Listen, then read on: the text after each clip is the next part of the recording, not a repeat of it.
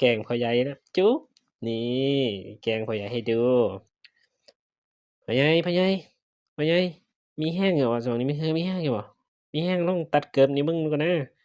โอ้ยไปสร้างอิหยังส่ำตัดเกิบนี่ๆๆๆๆกูตัดให้เบิ่งนี่มันยากอิหยังตัดอีกก็ได้เด้อนี่มานี่ตัดอีกตัดนี่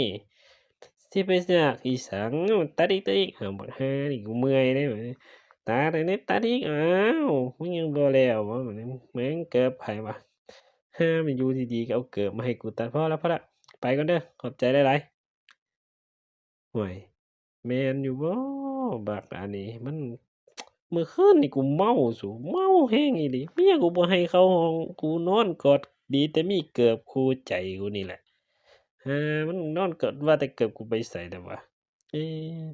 เอ๊ะสีมันขุ่นๆอยู่เดะแม่นบ่วะกูว่าแม่นบ่ฮะ บ่ว่าสูแม่นบ่วะหรือว่ามันเอาไปแล้ววะกูตัดเมื่อกี้นี่แม่นเกิบกูบ่วะสูมันคุ้นๆอยู่เดะเอ๊ะมันไปไสบักอันนั้นเบิ่งใส่กูหน่อยดูแม่นบ่กูว่า